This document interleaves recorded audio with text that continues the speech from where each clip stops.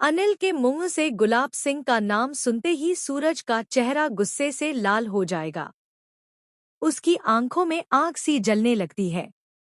वही सूरज जो अब तक खुद को संभाले हुए था, अचानक आपा खो बैठता है।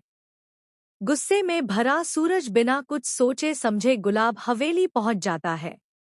जैसे ही वह गुलाब सिंह पर हाथ उठाने वाला होता है, तभी ईशा जी बीच में आ जाती हैं और उसे ऐसा करने से रोक देती हैं। सूरज हैरान है, गुस्से में है और उसके मन में बस एक ही सवाल है कि आखिर क्यों ईशा जी अपने पापा गुलाब सिंह को बचाना चाहती हैं। जी हाँ दोस्तों, कहानी की शुरुआत होती है उस पल से जब अरविंद जी भरे हुए गले के साथ सूरज से कहते हैं, अनिल बाबू मेरी बेटी रिया को ले गया। यह सुनते ही पूरा घर जैसे सन्न हो जाता है। एक पल के लिए सब कुछ थम सा जाता है। दाई माँ की आंखों से आंसू बहने लगते हैं।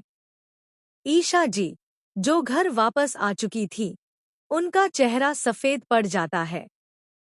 सूरज के कानों में बस एक ही आवाज गूंज रही होती है, रिया गायब, रिया गायब। सूरज तेज आवाज में बोलता है, पापा, आप कहना क्या चाह रहे हो? अनिल, मेरा जीजा। यह कैसे हो सकता है? अरविंद जी फूट फूट कर रोते हुए कहते हैं। उसने धमकी दी थी बेटा। बोला था अगर तू आईएएस बना तो रिया की जिंदगी बर्बाद कर देगा। यह सुनते ही सूरज के हाथ कांपने लगते हैं। उसकी आंखों में गुस्सा भी है और खौफ भी। वह कहता है, पापा, मैं उस अनिल को छोड़ूंगा नहीं और रिया को जल्द वापस लाऊंगा। अगला सीन एक सुनसान जगह का है। एक गंदी रोशनी वाला डांस बार। वहां अनिल रिया को एक बार मैनेजर लेडी के हवाले कर चुका होता है। रिया बेहोशी की हालत में होती है। उसका दुपट्टा जमीन पर गिर जाता है, जैसे मदद की भीख मांग रहा हो। उसी वक्त ईशा जी वहां पहुंच जाती हैं। वह छुपकर सब देखती हैं। बंद कमरे में लड़कियां, आंखों में डर और चेहरों पर मजबूरी। ईशा जी अपने आप से कहती हैं, रिया, मैं तुझे कुछ नहीं होने दूंगी।